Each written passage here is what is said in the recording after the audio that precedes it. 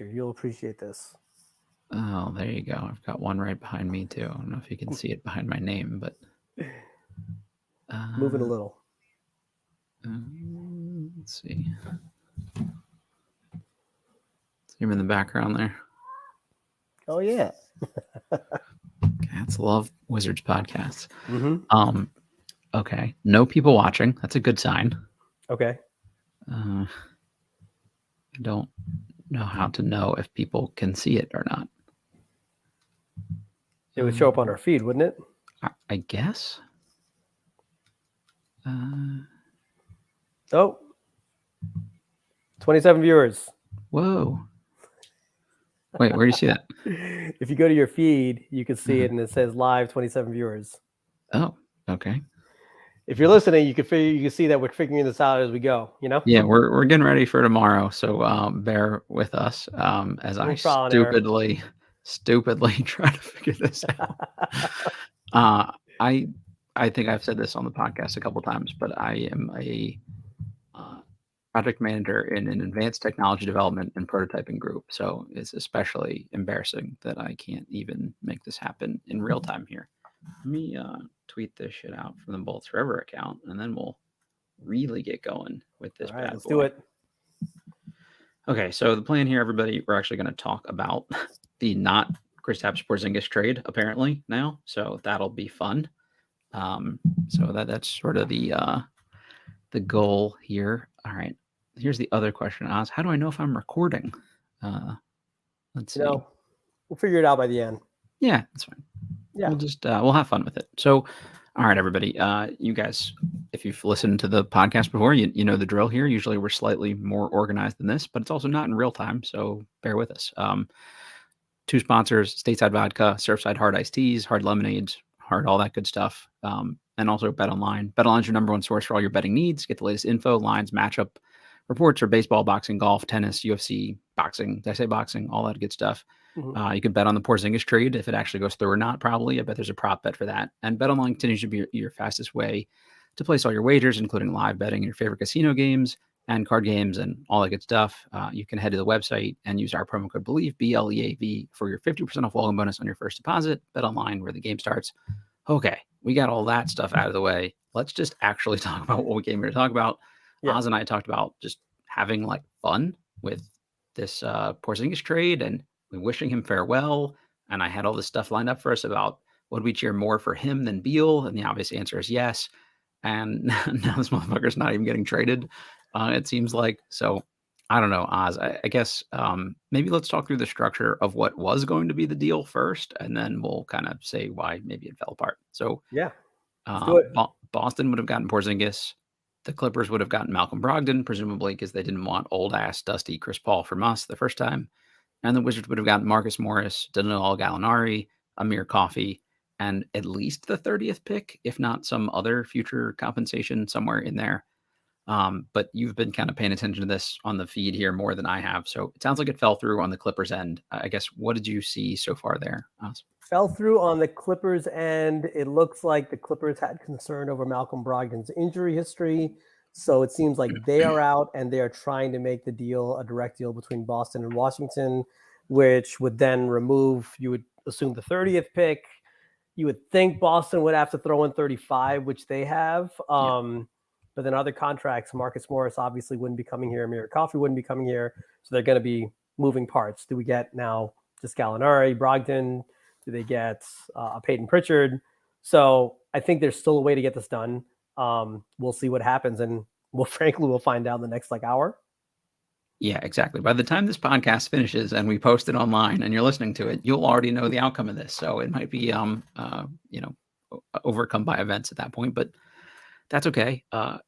Oz, I think we talked a little bit about this before I figured out how to actually go live with this thing, but there's a world where if you end up with still the 35th pick, that's actually better than 30 because it's basically the same caliber player, except you don't have to give them guaranteed money. Now, somebody going 35 is probably getting guaranteed money. Like Isaiah Todd got reasonably guaranteed money, but his deal was 4 years, $7 million total. Mm-hmm. That's not bad. And there's probably some kind of structure in there where if you cut bait after a certain point, you're fine. So I don't know, like realistically, whoever you want at 30 kind of probably reasonable to think they're there at 35. And also, if you had 35, I'm sure you could package one of your seconds with it and get back up to 30 anyway if you wanted to do that. So um, maybe it matters. Maybe it really doesn't. I think it's perception. It's perception. Right, exactly. Perception is you got a first round pick. Now, if you get 35, the perception is you do not get a first round pick, even though you might get the exact, like you said, you might get the exact same player.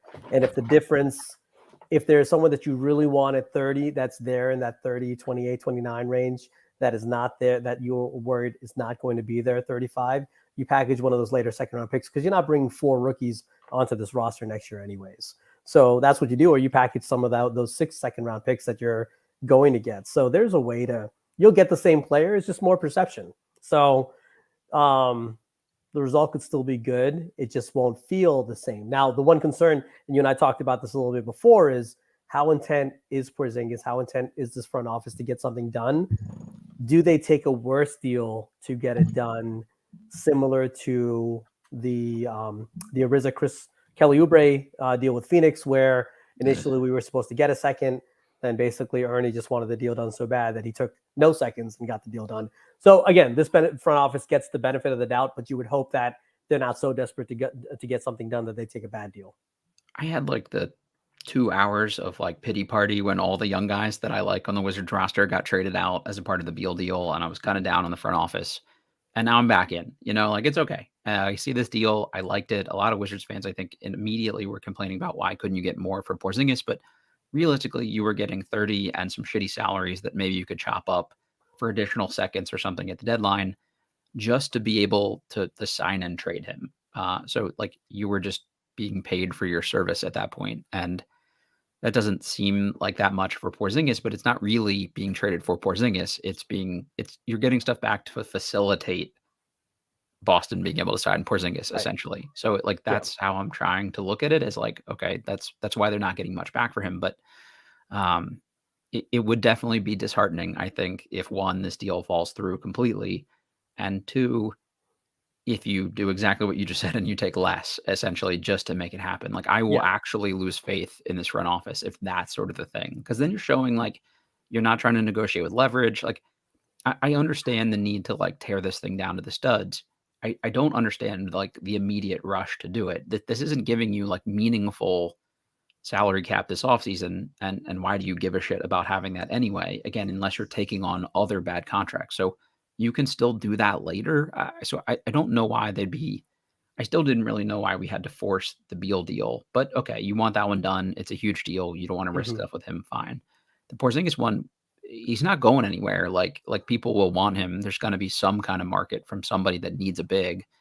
Almost any playoff contending team, if they had a shit contract, would happily take Porzingis back and throw us some chump change. Like you could probably get Milwaukee or somebody to want to take Porzingis, next year going into the playoffs. Yeah. Like, so you don't have to do this. So if they take shit back, I will actually like start to like the honeymoon phase will officially be over for me. I'm not ready to like say fire Winger or any of that crazy stuff, but it's a little tougher at that point. Yeah, it's they'll have the benefit of the doubt from me, and I'm sure from a lot of people. But there is, in the Beal case, where I was with that was he had the no trade clause. You don't want him to go public with his discontent. And did he actually, in essence, ask to be traded versus saying, okay, if you want to trade me, I'll go here. So I think there were a few issues over there, a few other things that to add context to that one. In this case, if Porzingis opts in, you'll probably be able to get something equivalent to like the 30th pick around the deadline as well, assuming he's healthy and has a season similar to the one that he just had. Sure. Rui went for 3 seconds. Thomas Bryant went for 3 seconds. Gary Payton went for 5 seconds. There's going to be a market for Kristaps Porzingis that is either going to be a lot of second round picks or maybe a late first or a contract. So there is no downside, in my opinion, if you're not getting the compensation you want to waiting. He's not going to ruin the tank. You're still going to be like a third, like, a bottom 5-ish type team, and you could hard tank after the deadline if you want. So there are ways to manage around it. I just don't, it's, they have the benefit of the doubt. Let's see what happens in the next hour. I think it'll still work out pretty well, but there's no rush here. There's like I think there was more of a rush with Beal. There's going to be more of a urgency with Kuzma because it may have to be a sign and trade. So it's not like you can sign him and then just trade him later. That just doesn't seem realistic at this point. Right. Porzingis doesn't have to be dealt right away.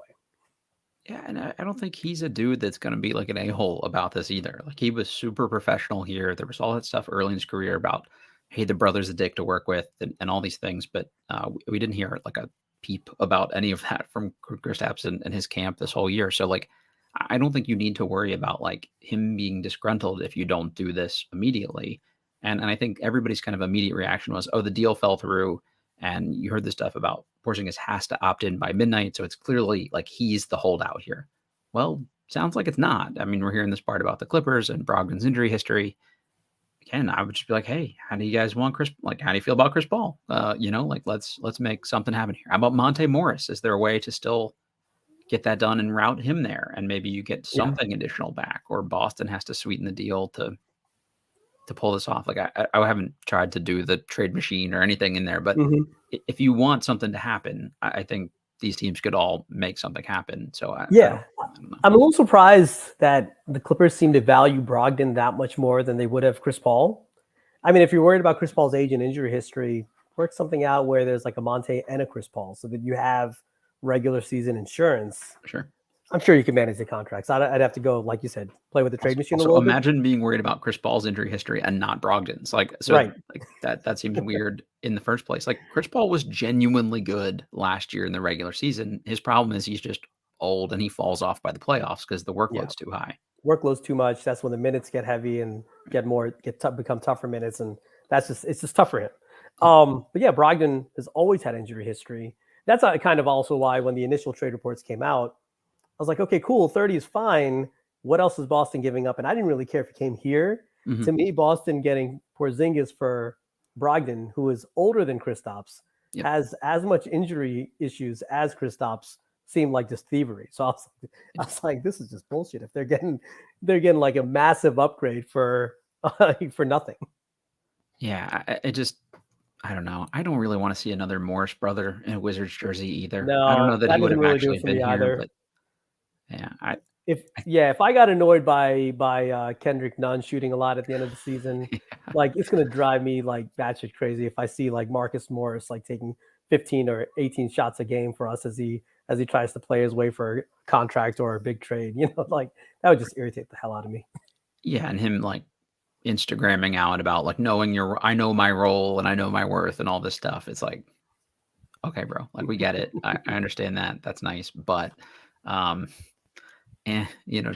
what's your role in Washington on a rebuilding team? Like, he would have bitched about being here and not, having his talents be on more of a prominent stage or whatever. Like, the Wizards are getting no national TV games next year at this rate. So, if you're Definitely anybody not. that cares about that or a next contract, you don't want to be on this roster because no one is going to see you play basketball next year. Yeah, you should be able to get in cheap though. That's a good point.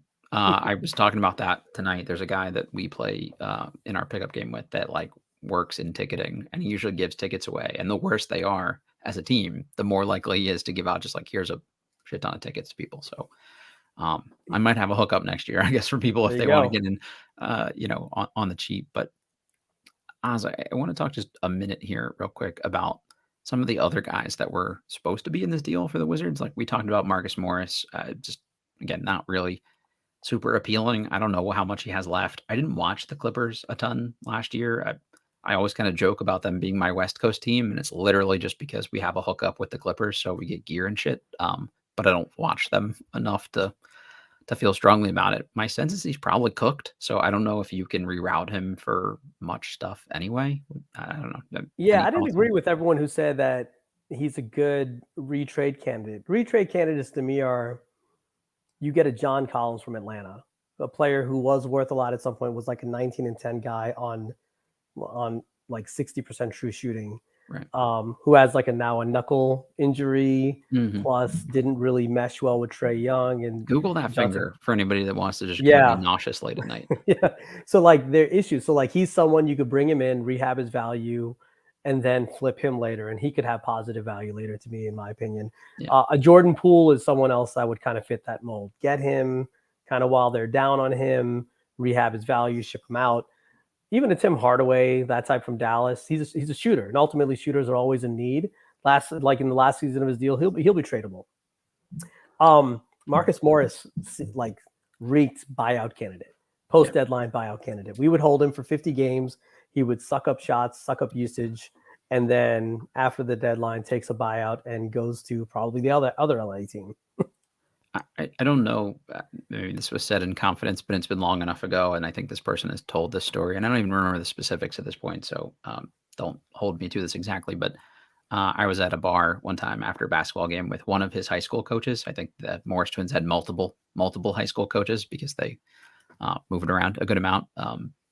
But he was telling the story about how not only one of the Morrises, but both of them were like trying to actually put one of the student managers into a locker, and is like they were literally both 1.5 feet bigger than the kid, but he had made like a joke about them, so they were actually taking it out on him. It's like, oh, okay, all right, well, the bully reputation has literally been around for like 15 years at this point, and it's so tired. It's well earned, but I mean, like, it's earned, but it's also like now that they're kind of older at the end of their careers, and it's just like, the fake tough guy shit is the NBA doesn't need you, you know? Yeah. So, latest update, the Celtics from Woj, at Woj ESPN, the Celtics didn't want to wade any deeper into Wednesday night on the completion of the proposed three-way trade and pivoted away from including the Clippers in the deal. Sources tell ESPN Wizards and Celtics are working on revised scenarios now. So it looks like the Celtics were like, cool, we're tired of ULA. We're doing this ourselves, which probably throws a little, it's probably interesting, the whole dynamic, Lawrence Frank, Michael Winger. Yeah. But hey, Winger works here now. He has to do what he has to do. If the Celtics don't want to include LA, that's it. Yeah, they can kick rocks at this point, as far as I'm concerned. And that's, I don't know, if I'm the Clippers and I have this huge new arena that I'm like trying to get filled out, I'd rather have a Chris Paul anyway than a Malcolm Brogdon.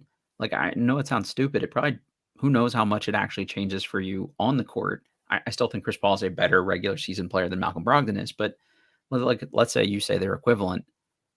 If I'm a young kid in LA and I'm going to buy a ticket to a game, I'd much rather say I saw Chris Paul play at some point than Malcolm Brogdon. So I think that would be a considerably more interesting thing for them from a selling tickets standpoint.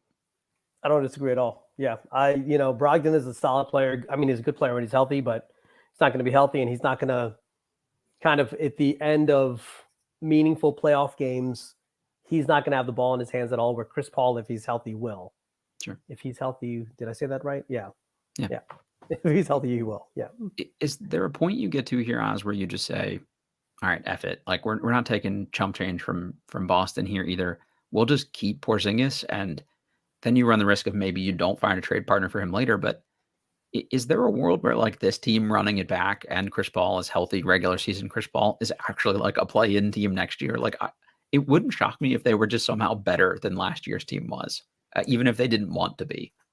So I said this, like, I didn't even say it in jest. People took it that way. Yeah.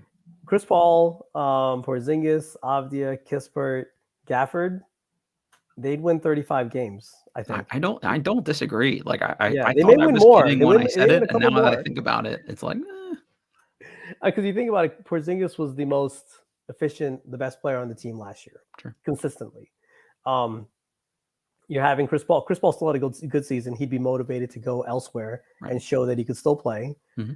You'd assume there's some growth from some of the young kids, and they're going to add a lottery pick. And Shamit's a serviceable player. He's probably Shamit compared to our bench last year. Is he better than every player DeLon Wright? Actually, you still have DeLon Wright. So between those guys, they still have some work to do if they did not want to be a 35-win team. So they would be in the play-in fight, I think, with Porzingis and Chris Paul. Yeah, I agree, man. Like, it's sad to say that, but they could be if they wanted to be, and maybe that makes Ted happy that they're at least not totally bottoming out while still kind of doing the right things overall.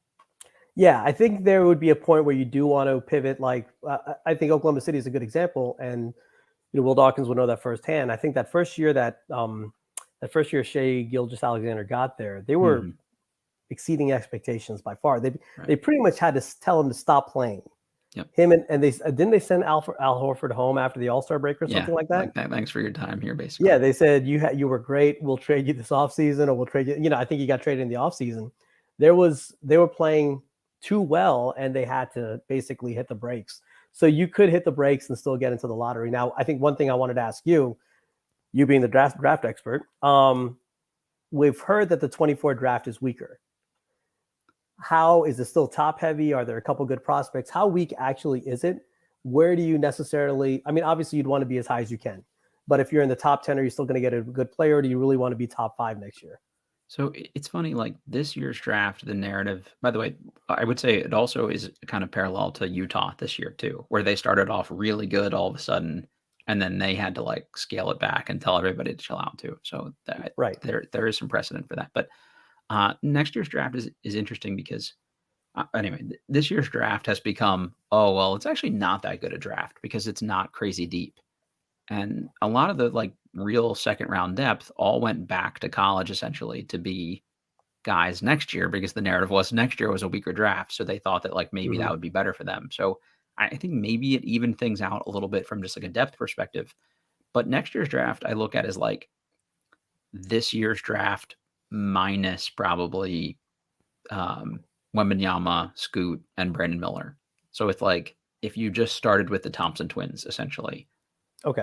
I saw somebody saying that they thought like Anthony Black would be like a top 3 pick next year. And it's like, I don't know if that's really the case or not, but I was saying that I thought Koulibaly in next year's draft is a top 5 pick. Well, there's a world where he gets pretty close to being a top 5 pick in this year's draft. So Right. is that really that big of a difference? I don't know that that's. So if you're picking 6 or 7, you're still getting in effect a player who should help. Yeah, I think so. It'll be like Ron Holland that's decided to go to the G League Ignite, who I think is a really good player, or DJ Wagner, who's been like a premier bucket getter, you know, on Bronny? the yeah. Did you say Bronny? Yeah, Bronny, I think could come in right now and be like a worse version of DeLon Wright. So that's really appealing. Where is he supposed to go in the draft? Sorry, I know we're diverting off Porzingis, No, but I just got to ask. ESPN had him as lottery pick in their most recent mock, and he went from a guy that was like top 75 his whole time to top 50 suddenly, and then to top 30, and now all of a sudden they're putting him in the lottery. It's like, I don't know. So USC is going to have a good team next year for the most part, but they also are bringing back Boogie Ellis, who's a really good like senior point guard. He might even be a 5th-year senior, I can't remember. And then they're bringing in Isaiah Collier, who's the number 1 point guard recruit in the country. So it's like Bronny is like probably not gonna start for that team, I wouldn't think. Actually, I think DeLon Wright is like not a terrible comp for him, essentially. Like he's kind of like a reasonably physical, like he'll come in and defend right away and just hit like open threes. It's just, does he really do that much else for you at this point? Yeah. So and you get LeBron with him potentially for a year or two. I mean, yeah, I wouldn't take him with the 7th pick or whatever if we're as bad as you know we want to be. But if you found yourself with a pick in the 20s, like I would absolutely roll the dice if I were some team. All right. Sorry for diverting there. You know, no, it was worthwhile diversion. So just maybe let's talk draft here for a minute. Let's say they rework this deal and they end up with a 35th pick from Boston instead. A couple of the names, you've got Santa Clara's Brandon Pajemski is kind of slated in that late 1st, early 2nd round range. I think he's probably moved up a little bit by all accounts into like the early 20s, but you know, 25 to 35-ish is like not really that big of a drop. So I think just kind of depends on team need. You've got a guy like Marcus Sasser out of Houston, like tough as shit, like guard defender right now who will just like bang out threes, and it's not really much of a creator for anybody, but I'm not convinced he's like worse than like a Davion Mitchell defensively, and he can shoot it. So like that seems like a pretty serviceable player to have on a cheap contract right away. You got Maxwell Lewis from Pepperdine, who like had some lottery buzz at the beginning of the year and kind of cooled a little bit because nobody's seen him play in a long time because they were trash. Does a Gigi Jackson fall because people are scared? Supposedly his workouts have been like kind of terrible and he's out of shape and all this stuff. And like I heard he showed up to like late to one of them, I think is one of the like the reports I heard. So, but you know, is there at a certain point where you're like, well, F it, we can just try with the talent? I don't know. He's probably Isaiah Todd 2.0, which I know and look, everybody will think that's rich coming from me, but a lot of those smallest guards drop on draft day too, kind of the inefficient college, like the Keontae George types. Like he could, you know, following the Jaden Hardy, Cam Thomas type thing could drop. What do you think about Olivier Max? I don't know if I'm saying his name correctly. Prosper? Maxence Prosper. Yeah. So Maxence Prosper. everybody calls him Omax for the most part, just I because like that's Omax. easier. You Yeah, know, it's I like easier it. to say. It sounds cool, to be Yeah. honest. So he's an interesting one.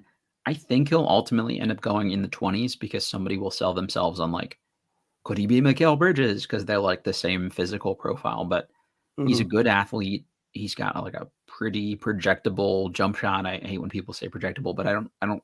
He didn't shoot like a ton of stuff this year, so it's hard to say like he's just going to be this knockdown shooter. But there doesn't look like there's any reason why he shouldn't. And his percentages were good. Yeah. But we've talked about this a little bit on past pods, I think. So if anyone's hearing this again, sorry about it. But he played in like a really weird system in Marquette where they used him as like a point of attack defender essentially at like or like the top of a press sometimes. And so he didn't end up with like a lot of steals and blocks and stuff like that. So like our buddy Kevin Broom, when he looked at it analytically, it was like, oh, is he that good of a defender? It's like, well, yeah, it's sort of, he wasn't put in an opportunity to do that. And he also like guarded a lot of bigger guys too for them. So it'd be interesting to see, can he be switchable onto smaller wings and stuff like that. But if you're picking 35 and he's there, I would take him in a heartbeat just to see if a 6'7" athlete with a jump shot turns into something. Julian Phillips is another one from Tennessee. He was a McDonald's All-American 5-star recruit that went to Tennessee, and they chose to play like 6'1", like 25-year-old guys that probably can't even play overseas ahead of him because Rick Barnes is an interesting fellow. So he essentially was like bummed out early in the year that he couldn't beat out these guys that will be mailmen essentially next year. So kind of checked out, but he shot like 30% from three, but 85% from the free throw line. Looks like he has some touch, and it was like an actual bucket getter in high school. He played with Jordan Walsh that played at Arkansas. And then this year he was just bad. And he looked kind of like, it was like the monster stole his powers kind of situation. Like he looked lost and out of place. And I think they just killed his confidence. So that's a guy that apparently shoots the shit out of it in workouts. He's another dude at 35. You just take him and you never, look back, I think. Yeah. Okay. We'll see. Looks like I'm checking for trade updates. It looks like more on here. One thing from Bobby Marks. The challenge comes with Boston not having any big contracts except for Jaylen Brown that expire after the 23-24 season. In the prior deal, Marcus Morris and Danilo Gallinari came off the cap next offseason. So Gallinari would still come off the cap because he's coming from Boston. Right. So would we be willing to take on another year of money from somebody to do it? So Malcolm Brogdon, I think he has 2 years left on his contract. Did he sign a 3-year deal with them, or? Yeah, that sounds right. Or he had a 4-year deal at some point. I think he had 3 years left when he got to Boston. Yeah. Checking on that right now. So that does actually make it tougher to take the deal straight up. Mm-hmm. But I think if you're taking 2 years of Malcolm Brogdon versus getting out of potentially Porzingis' deal, then you definitely do need to be incentivized to do so. Yeah, exactly. Yeah, you need more back because, yes, Brogdon is under contract 2024 to 2025 for another $22.5 million. And knowing that in this situation, a team has backed out of a deal for him because of his physical, he's not someone that may be easily flippable. So you have to get something. You have to get a sweeter deal than you were getting before, I think. Oh, because yeah. If you're taking an extra year of money. That's right. Yeah. Extra year money, you have to get more than just 30 expiring contracts. Or they have to figure out another third team to get in there. I think that's what they're going to have to do at this point. It doesn't seem like that's going to be an appealing move for them. Like this is exactly what you talked about at the onset here of like, this would be the desperation move from them. Like if they still pull this off, that doesn't look particularly good. So yeah, this would be, if you're taking Brogdon, excuse me, and you're getting the 35th pick in the draft, you're basically paying $22.5 million in cap space to buy a second round pick, which does not make sense. That's not market. So you have to get something substantial. You need to get another first down the road. You need to get a couple of prospects that you might like on that team on their bench. The structure of the guys going to the Clippers just coming here instead just does not work in my opinion. Yeah, that's really interesting too. And I wanted to see if Boston had any other picks in the draft, and they don't. It's literally just 35. So yeah. I don't even know who's like really under contract for them longer term, but like does a Justin Champagny or Peyton Pritchard or one of those guys interest you enough as a young player that you would count it as an asset. I But didn't even watch a then, like ton. 22 million in cap space, that's just a lot. Like I'd have to go back and look at recent examples of You need what. a real blue chip prospect back at that point. Yeah, but I'm thinking contracts that are typically in that 15 to 20 million dollar range nets you at least a first round pick, you know? Yep. Yeah, I think so. So 35 and a couple just pieces that you might like, and a player that you might not be able to flip because of physical issues and injury issues. Doesn't sound too enticing, but let's see what they come up with, if they come up with something. Yeah, maybe let's focus on the 8th pick here just for a minute. We've been going back and forth about this in the group chat here a little bit today, but I guess ESPN put in their most recent mock draft that if Anthony Black is off the board, Kobe Buffkin from Michigan has some real supporters within the Washington front office, and those were guys like basically the OKC guys, formerly OKC guys in Dawkins and Winger, presumably talked to other players on their roster and people like that, and you've got SGA working out with Kobe Buffkin all this offseason. There's a picture of them, going to the same trainer and working out together and stuff like that. So maybe they heard anecdotally like, hey, this dude is looking pretty good, but he's been a riser through this whole process. And I think a lot of people, what they found out through like their intel and kind of digging into this thing is that, Juwan Howard essentially built that Michigan team around one, the big man himself, Hunter Dickinson, and then 2, his own son, Jet Howard. Right. And I guess the feeling was that they just kind of like Kobe Buffkin wasn't really that good as a freshman. So they just kind of were like, you'll be an ancillary piece here. And then over the course of the year, like Jet essentially checked out on doing anything other than just like heaving up shots. He got hurt for a little bit. And I guess Buffkin like really came on at that point in the season. So people are like, oh, like maybe he could do even more if he were put in a better situation to be successful. And I think that's why, you've seen sort of that late rise from him. Also, I think the Heat's playoff success of just like, let's always have guys that can do 3 of the 4 between pass, dribble, shoot, and defend. And Buffkin can do 4 of the 4, at least reasonably well. I think that's something that makes him appealing. But that ESPN report, as soon as it, like actually right before it got published, I had one friend that's sort of well connected in the draft space text me and said, hearing Buffkin to Washington. And then the ESPN thing came out, and another one like 20 minutes after it was like, hearing Buffkin to Washington. So I think those are people that at least know people that know people and are around some of this stuff enough to give like good, credible info. So yeah, if all I'm saying is that if you're listening to this and you're like, who the hell is Kobe Buffkin? Watch a couple highlights so you have at least some frame of mind of like what kind of player you could potentially get it, at 8, because this is a guy that by all accounts could be very much in the running for the Wizards with the 8th pick. We were asked earlier, I think you were on this chain also. We were asked to rank Asur, Bilal, Kobe, and Anthony Black in order. So the order I came up with was Asur, Bilal, Kobe, and Anthony Black, actually in that order, because I'm reading the tweet. That's why I said it that way. But it's not an indictment on any of the 4. I think any of the 4 would be a solid pick at 8. I think it's not as though I dislike any of them. That's just kind of just some personal preference. What I saw from Kobe was he was really like he's I guess with the curiosity, I'm always a little nervous when a guy does not perform well his freshman year and all of a sudden kind of takes out his sophomore year, especially coming off the heels of Johnny Davis kind of being in a similar situation.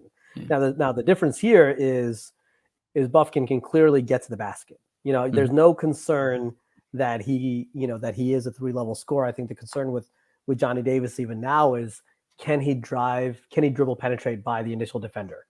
So it's kind of why we always see him settle for the floater or do that. And it was this challenge, especially in summer league. I don't think you'll have that issue from him. But why did it take him so long to kind of get going in college? That's a question that I have. That said, the skills, like you said, he shows that he could be a 3-level scorer to at least. He won't. None of the 3 levels seem like they will be a weakness for him, and defense doesn't seem like it'll be a weakness for him. There's kind of a little bit of a concern on the slight build, but there have been plenty of guards, especially that have been able to make do with that. So I'm not overly concerned with it.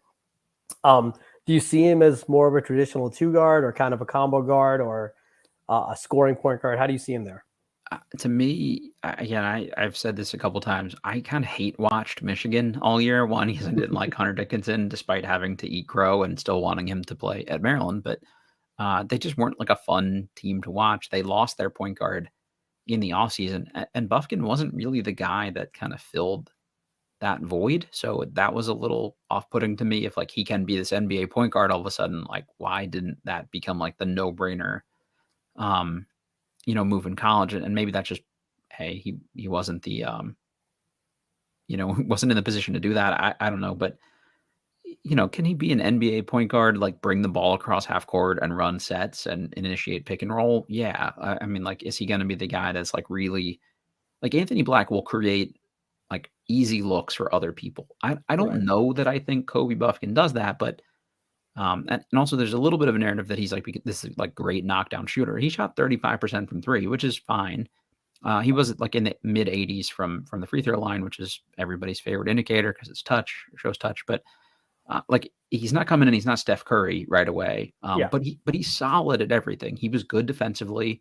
I don't think he's a better defender than Black is right now, but he's a day one much better shooter, and that's probably the most appealing thing here. Like I think he might even actually have like the safest floor of those four guys because he's just the very least like seems like he's going to be a solid third guard role player kind of dude. I don't personally see the same upside, but I've obviously been super wrong before. I had SGA like 14th on my board or something like that, so like I didn't see that one coming. But and I think that's the natural interesting. association people are making. They're OKC.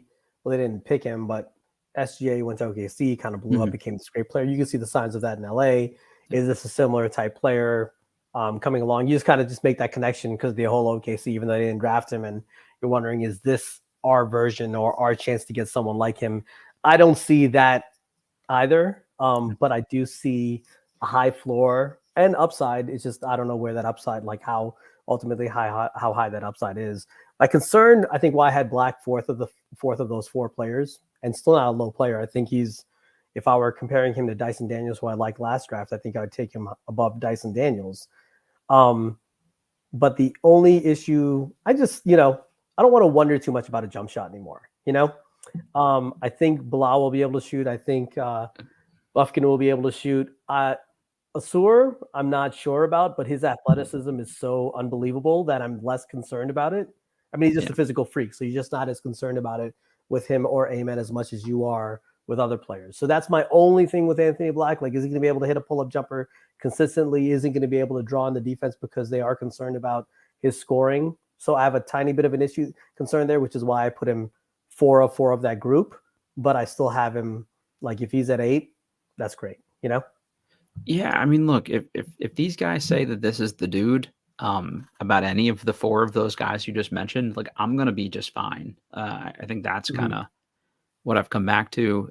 The other name I was like trying to find out some stuff about was just like somebody has to fall in this draft, especially if a Koulibaly could rise or a Kobe Bufkin could rise. Like there's gonna be people that have been consensus top 10 this whole time that start to fall, and Taylor Hendricks has been talked about a lot, and like the Pacers. I heard Hendricks do an interview today where he said he worked out with Detroit and then like another 6 teams somewhere in that range. So I didn't really know what that meant. I've been trying to find out all day if that definitely includes Washington, and the new front office suddenly has stopped making those things public, which is sort of how OKC operated. So it seems like that's a thing they're going to carry over here. So it's become like a little bit of guesswork, and I'm asking different people, like, that work for different agencies and stuff. Like, do you know if Taylor Hendricks has been in to see anyone? But he's another like solid floor dude with a little bit of upside. So I'll be interested to see, what that looks like. But Cam Whitmore's in that same category. Someone that, as of per what you're hearing in the media, seems to be slipping. And this is after. Actually, and it's funny because at the beginning of the draft process, he was pretty much in our range. Then after the pro day, after the combine, his agency's pro day, they're like, wow. And he started shooting up, pundits had him shooting up boards like to 5 or potentially even higher. I think he's another high floor guy just because of how his freakish athleticism and his strength and kind of how big he is at his age. There is probably a cap on his upside because of his lack of playmaking and how good the shot is. But, he's another safe guy. Now, the thing is this, though, if you kind of like look at the OKC model or even kind of just the players, like they kind of like guys who distribute. Do you want to really kick off your rebuild with a guy who does not really pass the ball? That's kind of the weird fit part with Cam Whitmore. I just don't know the answer to that. I mean, he's a good player, high floor, but would you want someone who contributes in more than one way to kind of kick this off? Yeah, I think in a perfect world, that's probably the appeal of Buffkin, to be honest, is that he's going to do a lot of different things, at least pretty well. Whereas, like, there's a world where somebody like him, where he just like can't play in an offense because he's just like got too much tunnel vision and stuff like that. I don't think that'll be the case, but based on those reports, I asked the same kind of people about that I was asking the Taylor Hendricks thing.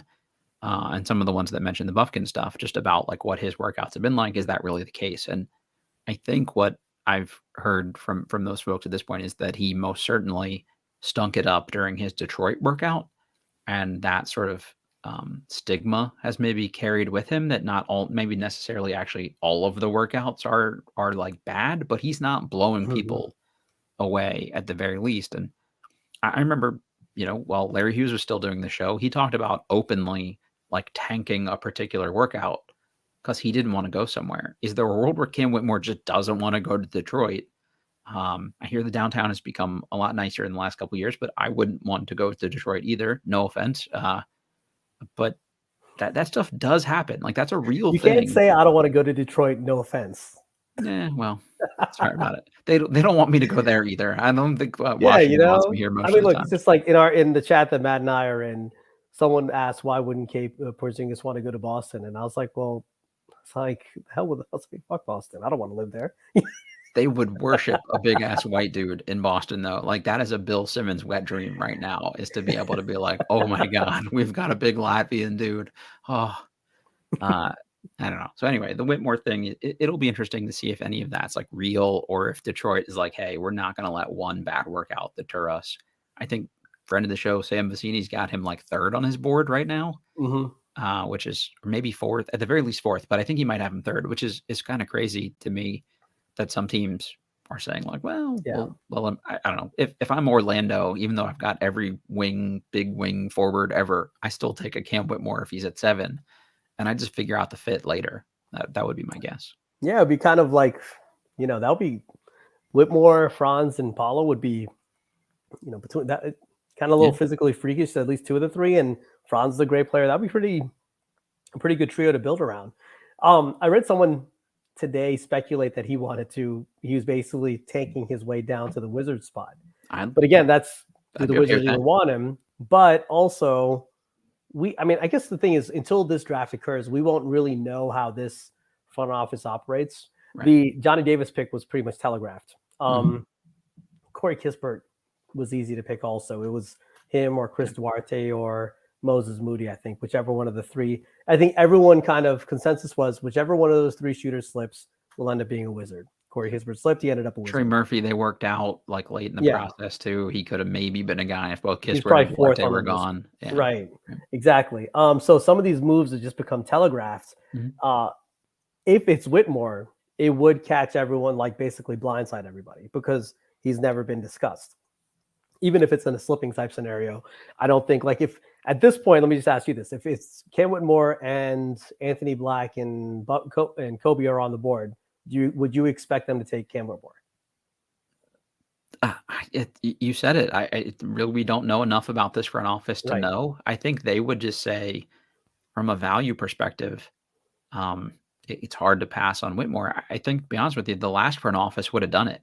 I think that's by all accounts. Like, they tried to trade up to get Denny. They didn't.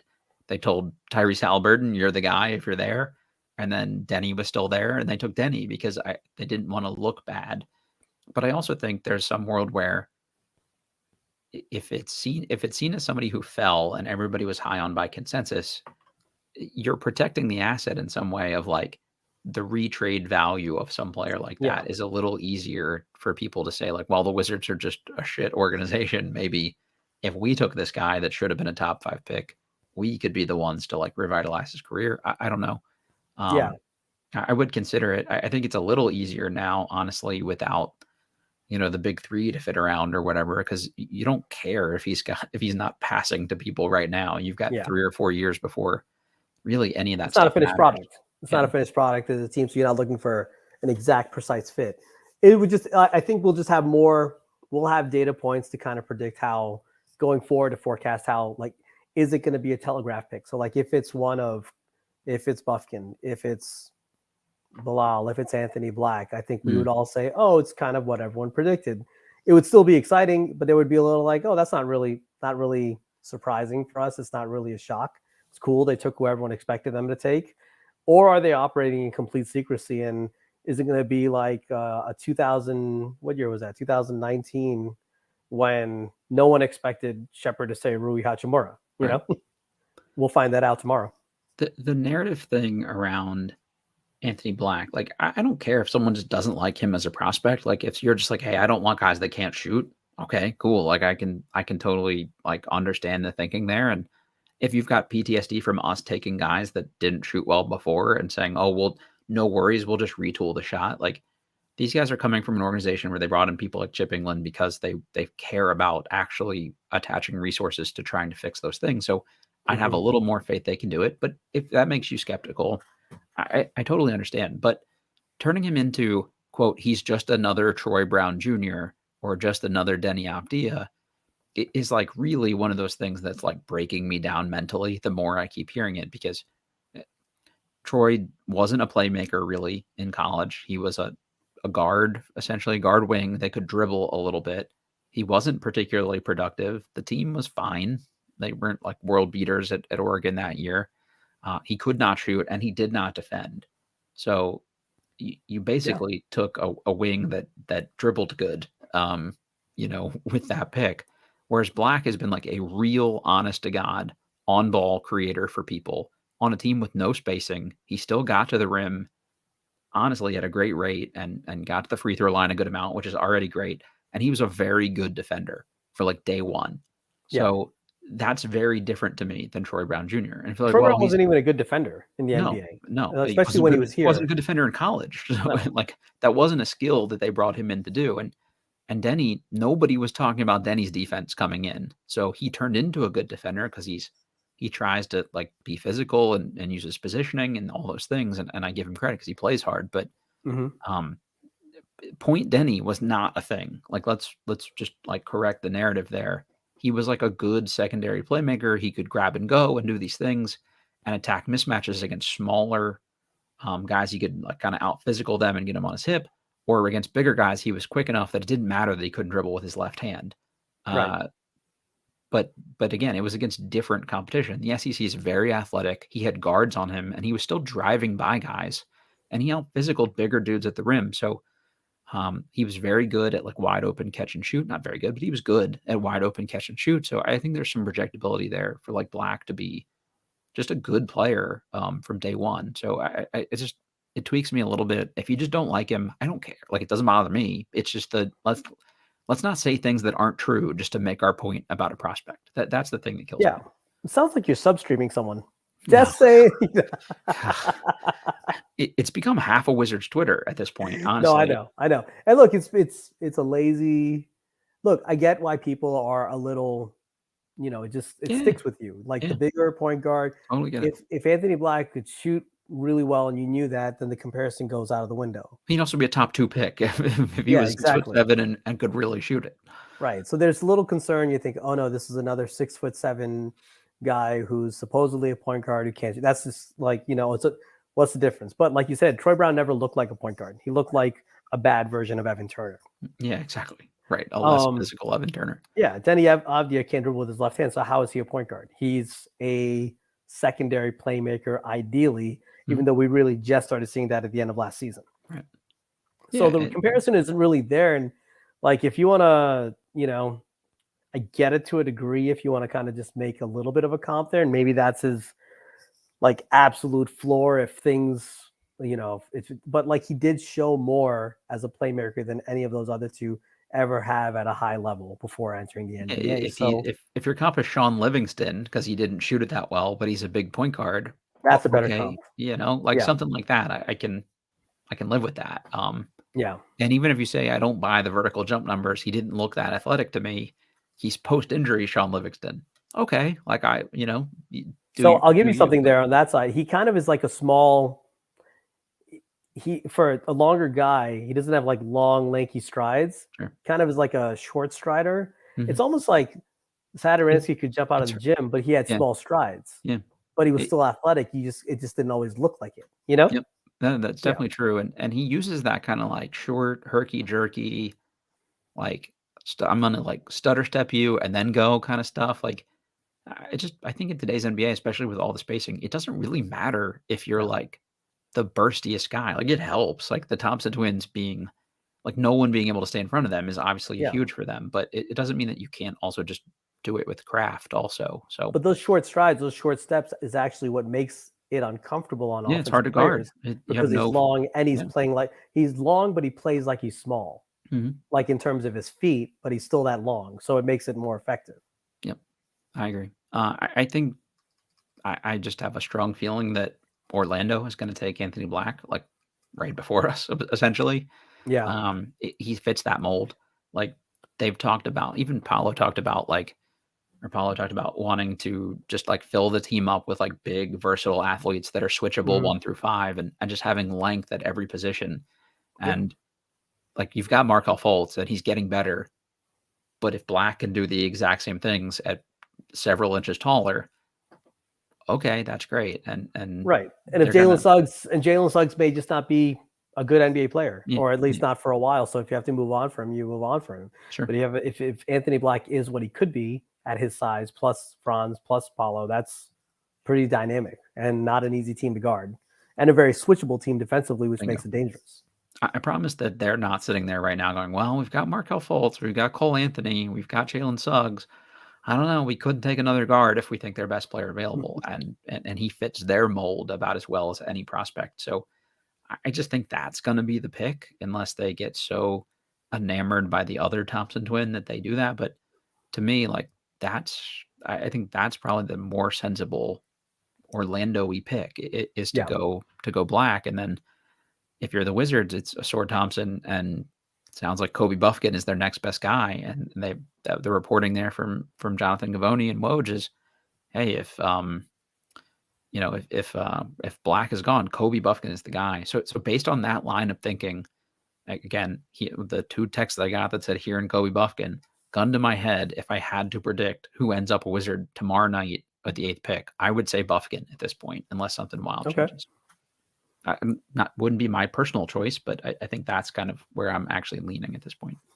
And I'm sure look, I guarantee you 2 weeks ago, Wizards fans barely knew who Buffkin was. Right. I'm sure everyone has been on YouTube trying to find as much footage, watch as many highlights of him as possible. Now they all swear that they've watched him for all season long. Yeah, sure. No. They knew that Michigan was the second best defense in the Big Ten all year, and that they were the team, to their credit, was actually much better with Buffkin on the floor than it was with Jett Howard on the floor. So do with that what you will. So I think that'll be really interesting. And I think that's the other thing with Anthony Black too, is that's been the projected guy here for like 2 months. So like we've all had a time to just like nitpick him to death. Right. And Buffkin is the new shiny thing coming in at the last minute. First it was Coulibaly, and now it's Buffkin. So it's like, oh, I like him. He's Jalen Williams 2.0, which he could be. Like maybe he's good as shit. I just it's just I think some of that is the benefit of the doubt because he's the new guy. Agreed. And it's always like when someone's an on ball, when they show that they have on ball chops, when they show that they can score, it gives you a little bit of reassurance that you're not going to get like it's fair to I could say with pretty good confidence he's not going to bust. Yeah, I think you said that earlier. Yep. There's a high floor. He's not going to bust. He's going to put up points. There's going to be some level of excitement to watching him. So, why not? Yeah, totally with you. Oz, any parting shots before we get out of here? Doesn't look like we're going to get any more Porzingis news for the time being, it seems like. Yeah, no more Porzingis news. Maybe we got like 30 minutes to go. No, it's going to be a fun a fun next 24, actually more than even 24 hours, because now you got Kuzma. Are they going to be able to sign and trade him? There's just so many moving parts. Yep. It's got to be, you got to imagine these guys kind of jumped right into it last week. And since last week, just kind of just like, pedal to the floor, just like going full speed. It's going to be fun. I would not just my own a couple predictions for tomorrow. I think depending on what happens, let's assume something goes down and they end up with 4 picks. I don't think they'll be picking 4 players that will be on the roster tomorrow. Yep. So when they pick a stash player, or when they trade 2 to move up a few spots, trade 2 picks to move up a few spots, relax. Don't be mad that they took a stash. You cannot play 4 rookies together. You already have to still look at Johnny. You have to look at Denny. You have to look at Corey. You have to still play Gaff. These guys, you need some vets who know how to play on the floor. Right. You don't want to burn those rookie contracts early for a guy who's going to be buried on the bench. They're not going to use all 4 picks. So let's pump the brakes on that. But yeah, I don't think I have much else. It's gonna be, it's gonna be fun. I would really like for them. They already know with Porzingis and Kuzma probably coming off the books in the next 24 months what their cap situation in 2024 to 2025 looks like. So I think everyone's kind of pointing to, oh, that's the summer we're going to trade for contract to get picks. Is there a way, I guess my own question, what I would personally like to see, because I'm a little selfish and I just like the transactional nature of the NBA, and transactions are kind of fun to watch. Can they leverage some of that cap space early? Can you go now and get like a Tim Hardaway Jr. who has 2 years left on his deal and get like a first round pick out of it? Is there a way to make something like that happen so that there's a more immediate benefit to the roster? Yeah, I mean that's gonna be the thing that they're gonna have to figure out here, and hopefully this is where they show that they're not Tommy, like that. Yeah. That's gonna be the interesting one. I got a little distracted there in real time because someone is tweeting at me about things. 22 THURL, the real. I guess this is about Anthony Black. The comment being, when you can't shoot, teams just play back and limit you from driving and take away all your passing lanes. It's happened time and time again. Yeah, I get it. But we're not talking about like a Russell Westbrook caliber bad shooter. We're talking about a guy that was pretty good while wide open, and teams will test him early. It's the thing that happened with John Wall.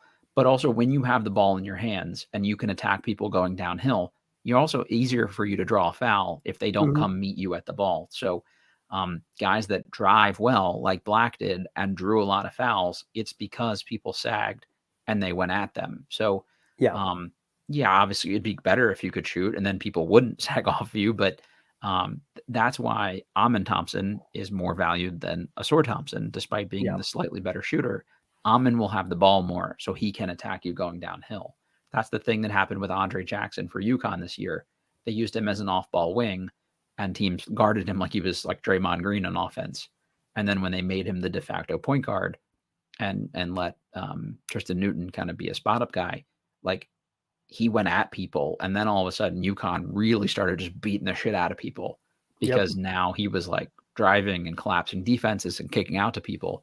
So it happens time and time again. Oh, okay, sure. It also happens time and time again where on-ball creators aren't that good a shooter. Like Ja is not that good a shooter, but please try to stay in front of that guy. And I'm not saying Anthony Black is the same athlete that Ja is. Don't take that, further than it needs to, but it's the role, right? Like it's the guy with the ball.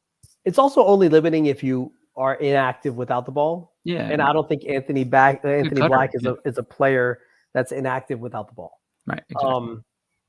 It hurt like a John Wall at the end when he was injured. Couldn't do anything else.